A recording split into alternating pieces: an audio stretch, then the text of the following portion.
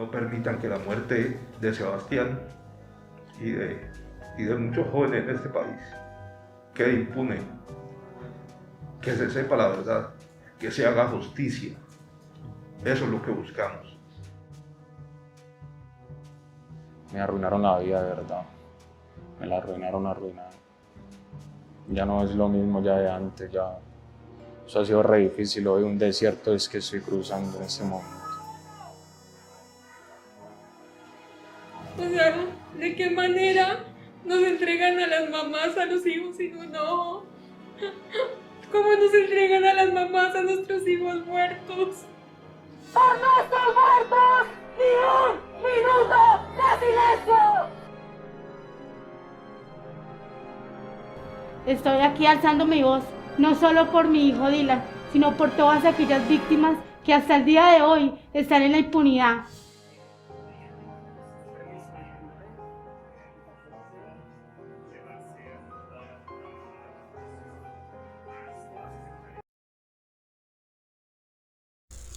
Buenas tardes para todos y para todas. Mi nombre es Miguel Ángel Bravo Torres, actualmente cursando la carrera de Derecho en cuarto semestre en la Universidad Autónoma Latinoamericana, ubicada en Medellín, Colombia. El día de hoy vamos a hablar de un tema de suma importancia, el cual tiene que ver con los derechos humanos y su relación con el poder en el panorama internacional. En torno a la materia de derechos humanos y derecho internacional humanitario, dictada por el profesor Eider Bolívar.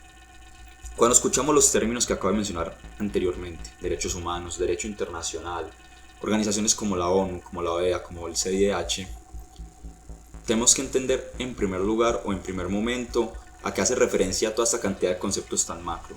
Y es que si bien en el colectivo general se entiende el derecho internacional como una mediación o una relación entre estados, una celebración de acuerdos, de tratados o una imposición de penas, por ejemplo el caso de Nicaragua con Colombia, muy famoso, hay que entender que, si bien es cierto que se media la relación entre los estados, hay un actor fundamental en el derecho internacional, que es el ciudadano.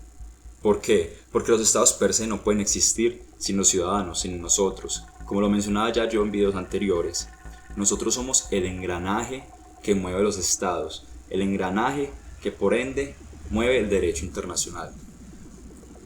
Y para entender esto tenemos que entender la concepción histórica del derecho internacional, que si bien ya se encontraba con sus primeras bases, con sus primeros escritos antes de la Segunda Guerra Mundial, es después de esta que se empieza a consolidar como hoy en día lo conocemos, con ese carácter ergo sum, con ese carácter de cumplimiento para todos y para todas.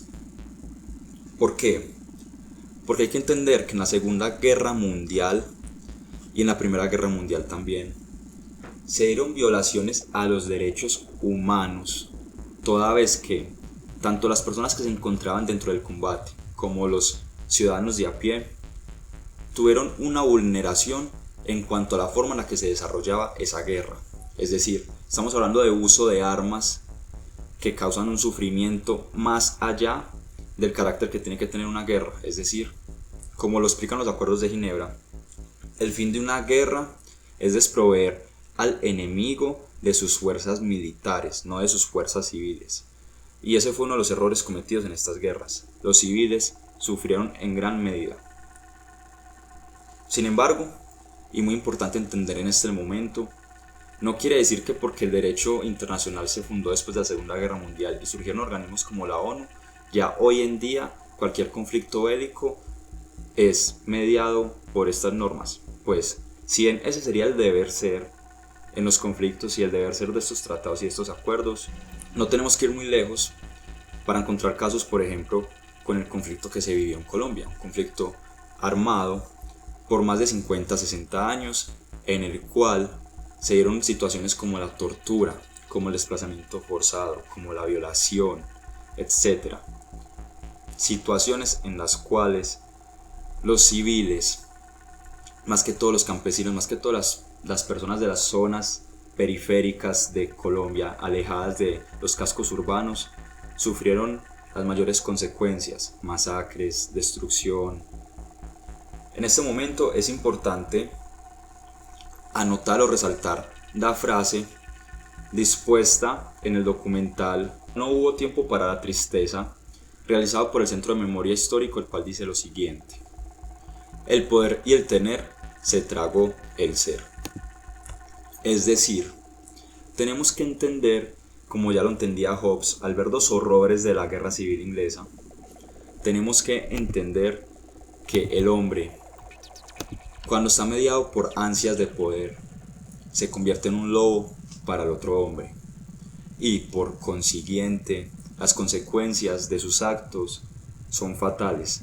No importa la dignidad humana, no importa los derechos humanos y no importa el otro. Así como lo podemos ver en el caso ya mencionado de Colombia, como lo podemos ver en casos como el de ISIS en Irak. Cuando hay una ausencia de poder, ya sea porque el Estado no ha llegado hasta allá, o el Estado que ya estaba, como sucedió en Irak, es desmontado, cuando hay un vacío, cuando no hay un contrato social claro y establecido, alguien tiene que ocupar ese mandato, alguien tiene que ocupar ese cargo, ese puesto. Entonces, por ejemplo, como sucedió en Colombia, diferentes actores del conflicto empezaron a buscar obtener ese poder, obtener esa capacidad de mandar, de mediar las relaciones, no solo entre los individuos, sino también las relaciones económicas, las relaciones políticas en estos lugares. ¿Por qué? Porque cuando una organización tiene bajo su mando personas, tiene bajo su mando tierras, por ende tiene poder, por ende tiene poder. Y así es que el conflicto colombiano es un conflicto por tenencia de tierra, por tenencia de actores productivos como lo serían los campesinos. Esa tenencia viene mediada por diferentes actores que la quieren poseer, ya sean paramilitares, ya sean guerrilleros, o en el caso de Irak, señores de la guerra. ISIS, por ejemplo, una organización terrorista, lo cual también nos remite nuevamente y empezamos a relacionar todos estos conceptos a lo que pasó después de la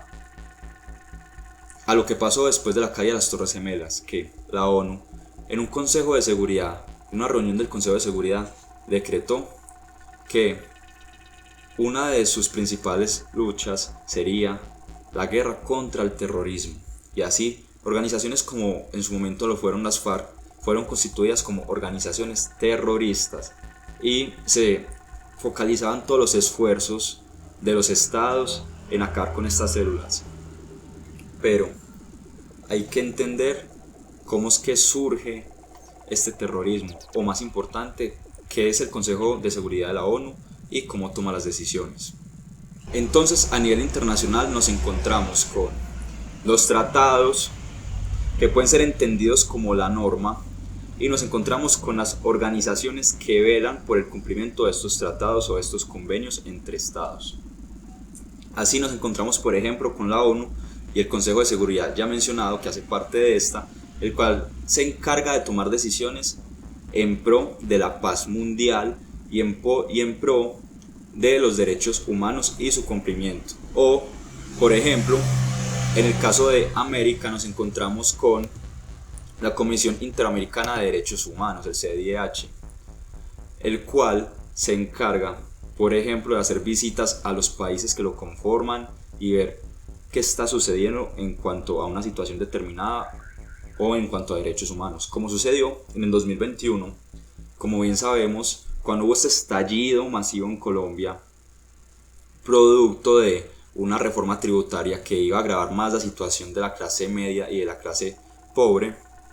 A partir de este estallido social y a partir de los paros que se dieron, hay una situación clara, una situación que no se puede dejar de lado, y es que hubo un abuso de las fuerzas militares y policiales en torno a los manifestantes o protestantes. Así, en el 2021, el año pasado, el CIDH estuvo de visita en Colombia y después de estar aquí realizó una serie de recomendaciones en un documento de más de 40 páginas, en el cual entre muchas de estas está, por ejemplo, la recomendación de que Colombia debe separar a las fuerzas policiales del Ministerio de Defensa, toda vez que estas fuerzas de policía o, por ejemplo, el ESMAD, estas fuerzas de contención, de protesta, no pueden estar relacionadas con una filosofía como es la filosofía del Ministerio de Defensa, con una filosofía militar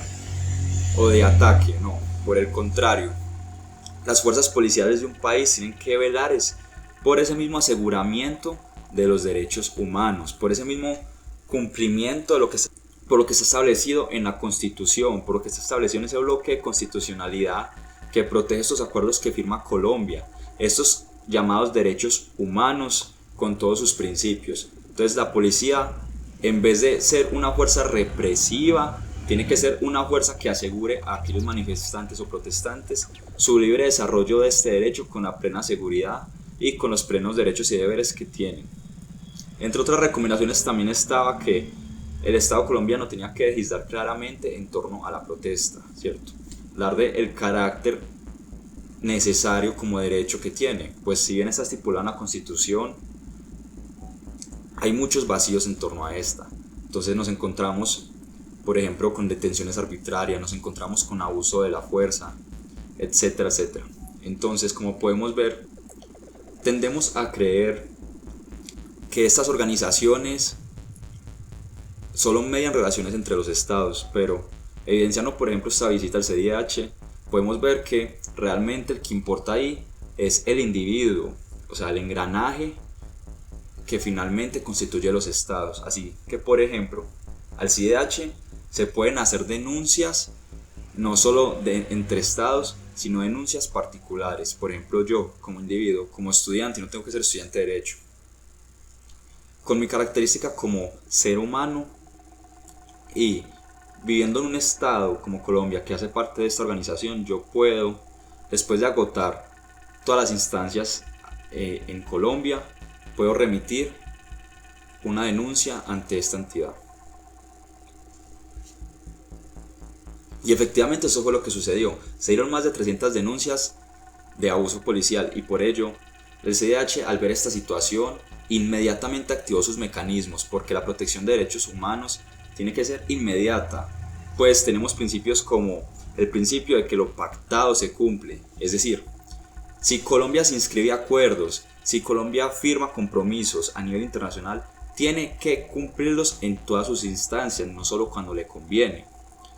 Y nuevamente volvemos al tema del poder. ¿Qué es lo que sucede?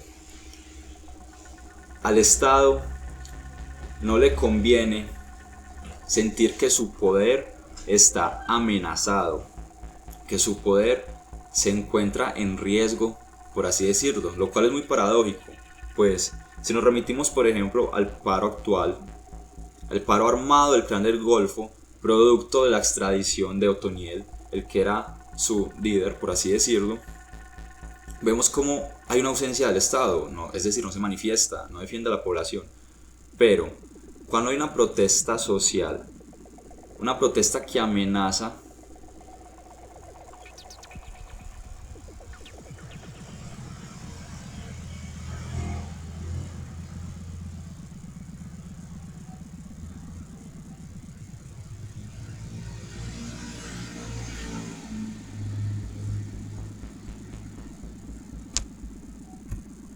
lo cual es muy paradójico, porque si por ejemplo nos remitimos al paro armado que hoy en día se está viviendo por parte del Clan del Golfo debido a la extradición de su principal cabecilla o jefe, alias Otoniel, nos encontramos ante una situación. El Estado no está haciendo prácticamente nada por defender a esas poblaciones que están siendo vulneradas. ¿Y por qué? ¿A qué se debe esto? Son el tipo de preguntas que nos tenemos que hacer en estos análisis.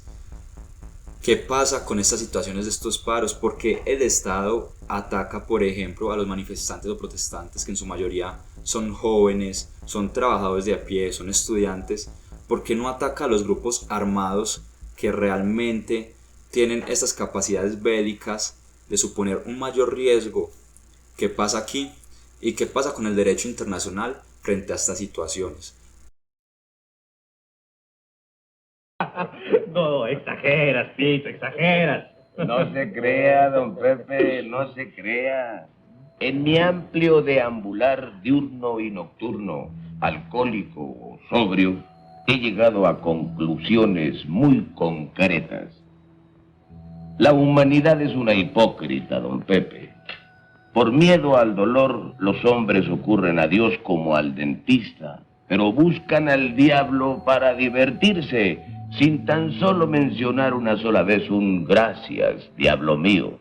Por el contrario, después de pecar, también le dan gracias a Dios por lo que han gozado. Pobrecito del diablo, qué lástima le tengo. ¡Eres grande, Pito! ¡Eres grande! Usted también es grande, don Pepe, muy grande. Lo que sucede aquí es que evidenciamos una hipocresía por parte del Estado colombiano, una hipocresía que no solo se vive en Colombia, pues si volvemos al ya mencionado Consejo de Seguridad de la ONU, que si bien suena muy hermoso su concepto de defensa de la paz, finalmente se vuelve una reunión de amigos hipócritas. Es decir, por ejemplo, la situación de Ucrania-Rusia, si Estados Unidos empieza a hablar o a denunciar en este consejo a Rusia puede pedir una moción para Estados Unidos y a su vez China puede también intervenir. Entonces se empiezan, por así decirlo, a cuchillar las espaldas cuando no les conviene, pero cuando les conviene son los mejores amigos y realizan acuerdos. Cuando les conviene, por ejemplo, definir un enemigo común como el terrorismo, un enemigo tan ambiguo, pero un enemigo que les asegura poder esconder sus acciones, ahí sí todos están de acuerdo. Es decir, ¿a qué me refiero? Si bien el terrorismo es una problemática mundial y realmente es grave y afecta a los derechos humanos, tampoco hay que negar que los estados muchas veces excusan sus acciones, excusan sus actos que van en contra de los derechos humanos en una lucha, por ejemplo, contra el terrorismo. Sin ir más lejos, fue lo que sucedió en Colombia con los falsos positivos, que por dar un resultado de la lucha contra el terrorismo se terminó asesinando a personas inocentes, a más de 6.000 personas inocentes. Y apenas hoy en día los generales y los militares implicados en estas acciones están empezando a revelar la verdad de lo sucedido en estos hechos. Entonces tenemos que entender que estas relaciones internacionales, que estas relaciones entre los estados, entre el ciudadano y el estado, son relaciones mediadas por un poder, mediadas por unos intereses particulares. Por ejemplo, dentro de los principios de los derechos humanos se encuentra que los derechos humanos forman un conjunto indivisible e interdependiente, es decir, no se puede prescindir de ningún derecho a costa de otro. Pero si vamos a ver, por ejemplo, Colombia en algún punto ha estado dispuesta a sacrificar los derechos ambientales, muy importante, derechos de tercera generación, por poner por encima el desarrollo económico del país. Es decir, en vez de entender a todos los derechos humanos como una línea horizontal, se jerarquizan, se ponen unas diferencias, y esto es lo que no se puede permitir. Entonces, para resumir todo lo dicho anteriormente, cuando hablamos de derechos humanos, cuando hablamos de intereses, tenemos que entender por qué y a quién benefician. Así, por ejemplo, con el caso de la tortura, tenemos que en ciertos casos de alguna forma se legitima su uso. En algunos casos para obtener información que no es un secreto para nadie, que lo usan organizaciones militares en los países, por ejemplo en Estados Unidos, organizaciones de seguridad para mantener la seguridad, para mantener la soberanía estatal. Se usan, por ejemplo, métodos de obtención de información como la tortura, la cual de ninguna forma tiene que estar permitida. Citando a Ernesto Sábato, un excelente autor, por ejemplo, Actor del Túnel, muy recomendado libro, él dice: el imperativo de no torturar debe ser categórico, no hipotético. La tortura es un mal absoluto, no relativo, no existe torturas malas o beneficiosas.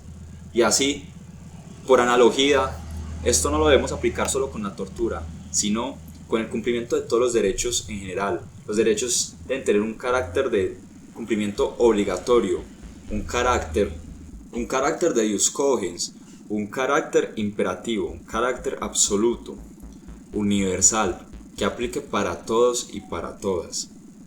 Esta finalmente es la conclusión del video. Una invitación a que nosotros como ciudadanos defendamos estos principios, esta universalidad de los derechos humanos en todas las situaciones, no solamente cuando nos convienen a nosotros o cuando estamos defendiendo intereses particulares, no. Es cuando estamos defendiendo los intereses de toda la comunidad, porque finalmente somos un conjunto de engranajes que solo pueden funcionar como una maquinaria cuando todos están en un conjunto que apunta hacia la misma dirección, hacia el mismo lado. Muchas gracias. Jaime Garzón fue asesinado esta mañana.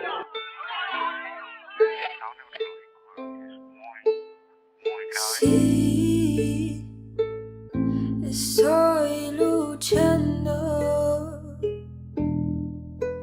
por aquellos que ya no pueden hablar. Sí.